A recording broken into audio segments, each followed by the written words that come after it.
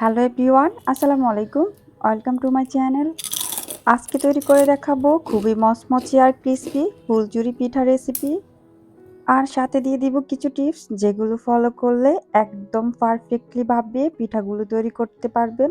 পিঠা বানানোর জন্য একটি মিক্সিং বলে নিয়ে নিচ্ছি একটি ডিম। আর ডিমটাকে একটু ফেটিয়ে নিয়েছি। সাথে দিয়ে দিচ্ছি পরিমাণ মতো চিনি আর দিয়ে দিচ্ছি স্বাদ মতো লবণ। এখন দিয়ে দিচ্ছি 1 কাপ ময়দা আর দিয়ে দিচ্ছি হাফ কাপ চালের গুঁড়ো। আমি এখানে শুকনো চালের গুঁড়োটা ইউজ করেছি। আর ময়দা যতটুকু নেবেন তার অর্ধেক চালের গুঁড়ো ইউজ করবেন, তাহলে আপনার পিঠাগুলো কিন্তু একেবারে পারফেক্ট হবে। এখন আমি লিকুইড দুধ দিয়ে ডোটা তৈরি করে নিব। সম্পূর্ণ দুধ একসাথে না দিয়ে একটু একটু করে দিয়ে মেশানোর চেষ্টা করবেন, এতে করে ডোটা একেবারে পারফেক্ট হবে। একসাথে ঢেলে দিলে কিন্তু দেখা যায় মিশ্রণটা পাতলাও হয়ে যেতে পারে। নর্মালি আমরা বাসায় যে কেক তৈরি করি ওইরকম একটি ব্যাটার তৈরি করে নিব। ব্যাটারের ঘনত্ব আমি কি রকম রেখেছি সেটি ভালোভাবে লক্ষ্য করলেই বুঝতে পারবেন।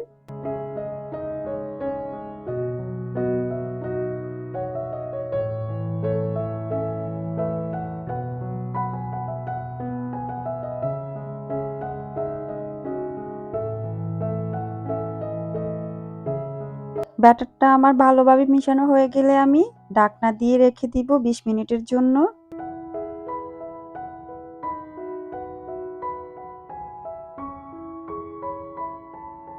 পিঠাগুলো ভাজার জন্য আমি চুলোতে একটি প্যান বসিয়ে তেল গরম করে নিচ্ছি। পিঠাগুলো তৈরি করার জন্য লাগবে এরকম একটি শাঁস। আর এইগুলো যে কোনো কুকাইজের দোকানে পাওয়া যাবে। আমি কিন্তু এটি কেনার পরে একবারও ব্যবহার করিনি, আজকে পিঠা তৈরি করে আপনাদেরকে দেখাবো। শাঁসটাকে আমি প্রথমে গরম তেলে ভালোভাবে 4 থেকে 5 মিনিটের মতো হিট করে নিয়েছি। এতে করে পিঠাগুলো খুব সুন্দরভাবে উঠে আসবে, কোনো রকম ঝামেলা ছাড়াই।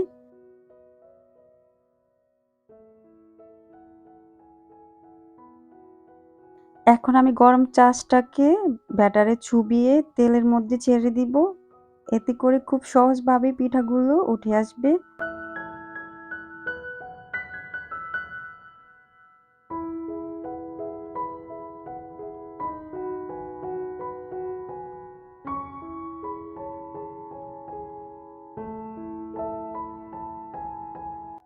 আর শাঁসটাকে অবশ্যই ব্যাটারে চুবানোর আগে গরম তেলে হিট করে নিয়ে তারপরে চুবিয়ে নিতে হবে, না হয় কিন্তু পিঠাগুলো উঠবে না। একইভাবে আমি সবগুলো পিঠা ভেজে নিব। দেখতেই পাচ্ছেন আমার পিঠাগুলো কত সুন্দর আর পারফেক্ট হয়েছে। চাইলে আপনারা পিঠাগুলো সংরক্ষণ করে খেতে পারবেন 15 থেকে 20 দিনের মতো। এখন আমি একটি ভেঙে দেখিয়ে দিচ্ছি ভিতরটা কিরকম হয়েছে, কতটা ক্রিস্পি আর মচমচে হয়েছে সেটি দেখেই বুঝতে পারছেন। ভিডিওটি যদি ভালো লেগে থাকে প্লিজ চ্যানেলটি সাবস্ক্রাইব করবেন, লাইক কমেন্ট শেয়ার করবেন। আশা করছি আজকের রেসিপিটি সবার কাছে ভালো লেগেছে। সবাইকে ধন্যবাদ জানিয়ে আজকে এখানেই বিদায় নিচ্ছি। আল্লাহ হাফেজ।